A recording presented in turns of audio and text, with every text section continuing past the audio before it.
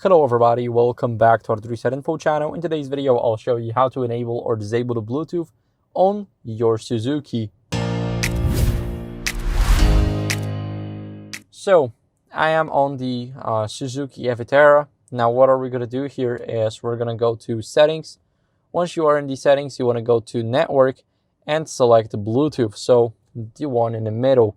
Now, we have Bluetooth right at the top. If you disable the Bluetooth, let me just quickly go over. If you disable the Bluetooth, then it will not connect. Of course, you have auto connection and it may trigger the Bluetooth to turn on. But as you guys can see, the Bluetooth is now disabled. And if you want to enable it, just tap on the switch and it will enable itself. So that's what you guys can do here. Thank you guys for watching. If you enjoyed this video, then make sure to leave a like, subscription, and a comment, and I'll see you in the next one.